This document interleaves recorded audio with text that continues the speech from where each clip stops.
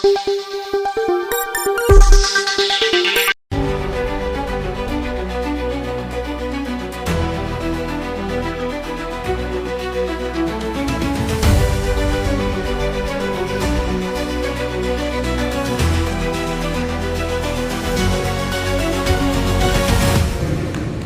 ಜೊತೆಗೆ ಕಳೆದ ಕೆಲವು ದಿನಗಳಿಂದ ನಮ್ಮ ಇನ್ನೊಂದು ಸಂಘ ಏನಿದೆ 100 ವರ್ಷದ ಇತಿಹಾಸ, ಆ ಸಂಘದ ಅಧ್ಯಕ್ಷರಾದಂತಹ ಶಿವಾನಂದರವರಿಗೆ ಜೊತೆಗೆ ಅಲ್ಲಿನ ಸದಸ್ಯರಿಗೆ ಮನವಿ ಮಾಡ್ತಾ ಇದ್ದೀನಿ.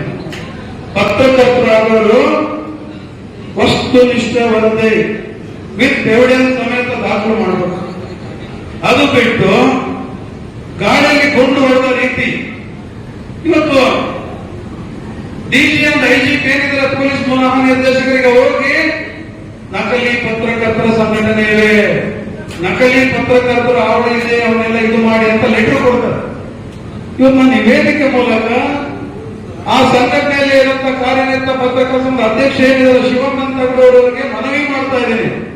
ಒಬ್ಬ ವಿಜಯವಾಣಿ ಪತ್ರಿಕೆ ದಿನಪತ್ರಿಕೆ ವರದಿಗಾರರಾಗಿ ಬೆಂಗಳೂರು, ನಿನ್ನ ಹಿಂದೆ 10,000 ಜನ ಪತ್ರಕರ್ತರಿದ್ದಾರೆ. ಒಂದು ಎವಿಡೆನ್ಸ್ ದಾಖಲೆ ಕಲೆಕ್ಟ್ ಮಾಡಿ ಯಾವ ಸಂಘ ನಕಲಿ ಇದೆ ಕೊಡ್ರಿ ಕಮಿಷನರ್ಗೆ. ಇದ್ರ ಜೊತೆಗೆ ನಕಲಿ ಪತ್ರಕರ್ತರ ನಿಮ್ಮ 10,000 ಜನ ಕೊಡ್ರಿ, ಸಮಾಜ ಶುದ್ಧ ಆಗುತ್ತೆ. ನಾನು ನಿಮ್ ಜೊತೆ ಬರ್ತೀನಿ. ಅಡ್ಡುಗೋಡೆ ಮೇಲೆ ದೀಪ ಇಟ್ಟಂಗೆ ನೀನೇ ಆತರ ಹೋದ್ರೆ ಜನ ತಲೆ ಬಗ್ಸ್ತಾರೆ. ನಮ್ಮ ಪತ್ರಿಕೋದ್ಯಮಕ್ಕೆ ಅವಮರ್ಯಾದೆ ಕೂಡ. ಇವತ್ತು ನೋಡಿ 2018ರಲ್ಲಿ ಅದೇ ಸಂಘದಲ್ಲಿ ನಾನಿದ್ದೆ, ರಾಜ್ಯ ಕಾರ್ಯದರ್ಶಿ ಆಗಿದ್ದೆ. ಒಬ್ಬ ಹಿಂದಿನ ರಾಜ್ಯಾಧ್ಯಕ್ಷ 56 ಲಕ್ಷ ಸಂಘದ ದುಡ್ಡು ನಿಂದ ನನ್ನ ದುಡ್ಡು ಬಿದ್ದು ದಾಖಲೆ ಸಮೇತ ನಾನು ಬಳ್ಳಾರಿ ಜಿಲ್ಲಾಧ್ಯಕ್ಷ ಆಗಿದ್ದೆ. ಬೆಂಗಳೂರು ನಗರದಲ್ಲಿ 3 ತಿಂಗಳು ಬೀಳ್ಬಿಟ್ಟು ದಾಖಲೆ ಕಲೆಕ್ಟ್ ಮಾಡಿ FIR ಫೈಲ್ ಮಾಡಿದೆ. ಆ FIR ಫೈಲ್ ಆದ ನಂತರ ಅವನ ಸೆಲ್ಲಿಗೂ ಹಾಕಿದ್ರು. ಅಲ್ಲಿಂದ ಇದೇ ತಗಡೂರು ಟೀಮ್ ನಿನ್ ಮೇಲೆ ಆರೋಪ ಇದೆ, ರಾಜೀನಾಮೆ ಕೊಡ್ಬೇಕಂತ ರಾಜೀನಾಮೆ ಕೊಡಿಸಿದ್ರಲ್ಲಿ ತಗಡೂರೇ. ಇವತ್ತು ಮುಂದೆ ಬರುವ ಹಾಗೆ ನನ್ನ ಏಪ್ರಿಲ್ ಅಲ್ಲಿ ನಿನ್ ಮೇಲೂ ಅದೇ ನನ್ನ ಹೋರಾಟ ಏನಿದೆ ಅದೇ ಹೋರಾಟದ ಫಲವಾಗಿ ಮುಂದುವರೆದಾಗ ಮತ್ತೊಂದು FIR ಆಗಿದೆ ಕೋರ್ಟ್ ಮುಖಾಂತರ.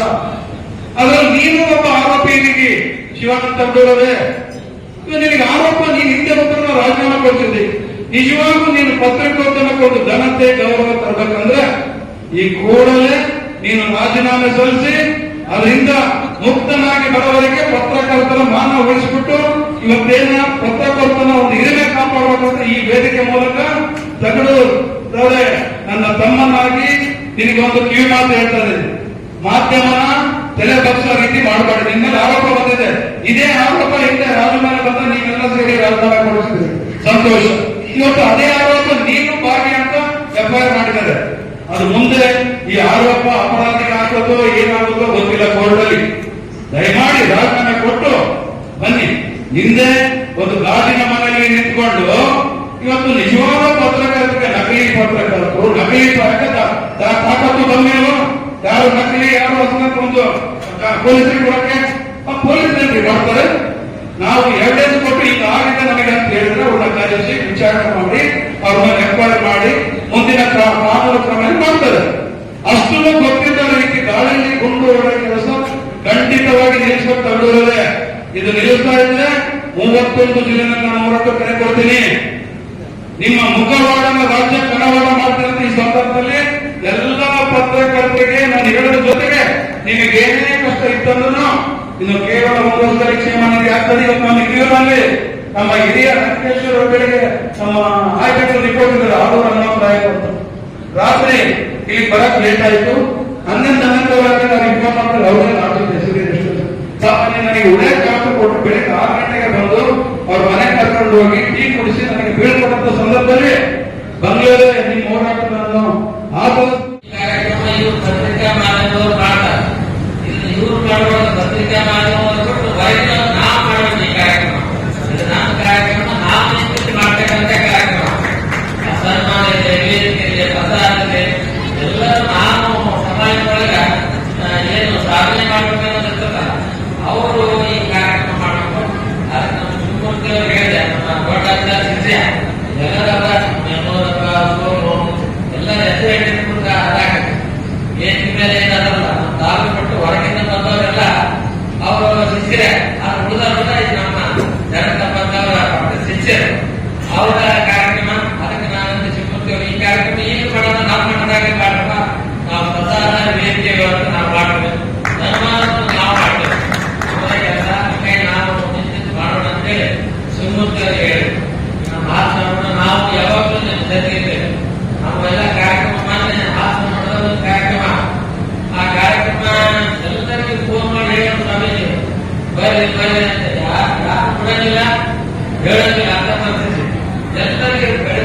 ರಾತ್ರಿ 7 ಗಂಟೆಯಿಂದ 11 ಗಂಟೆವರೆಗೆ ಫೋನ್ ಮಾಡೋರು, ಅಣ್ಣ ಬರ್ರಿ ಸುಮಾರು ಒಂದು 1000 ಜನ ಮಾಡ್ಯಾರ.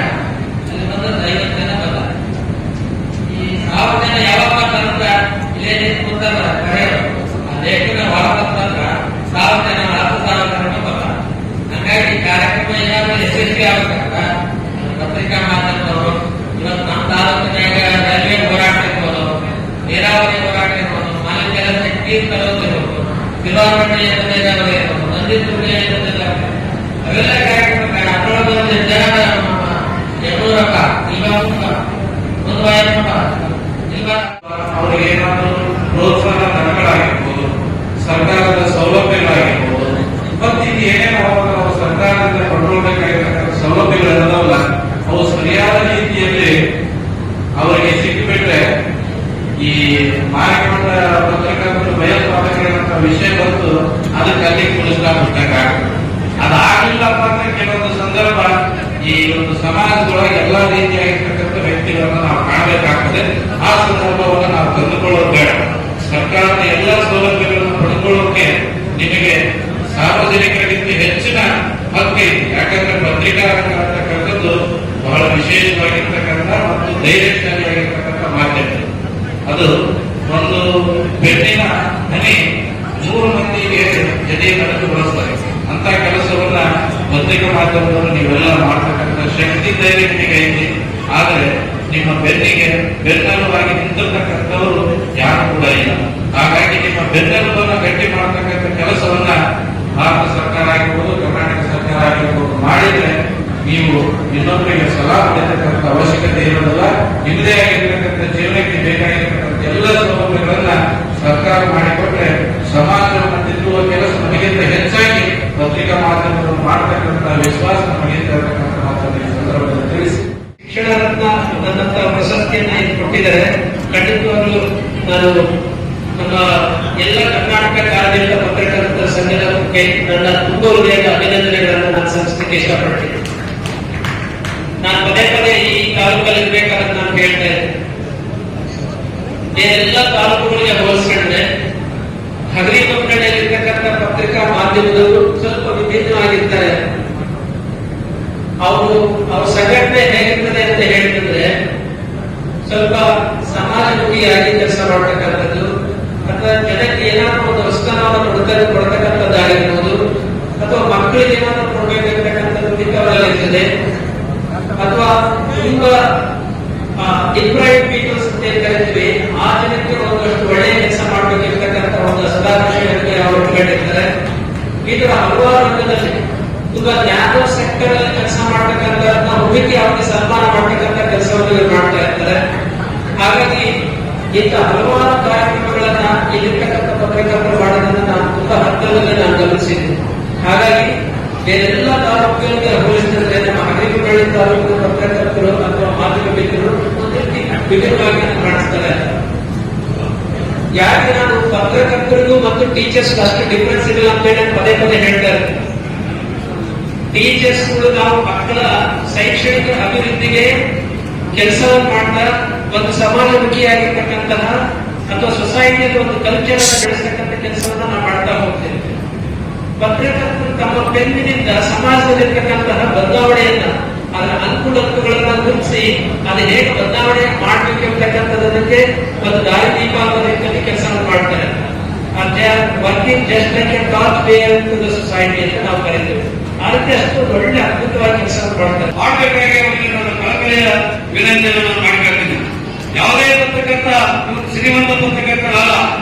ಪ್ರತಿಯೊಬ್ಬ ಪತ್ರಕರ್ತರಿಗೂ ತನ್ನದೇ ಆದ ಸಂಸಾರ ಇದೆ, ಕಷ್ಟ ಕಾರ್ಪಣ್ಯಗಳಿವೆ.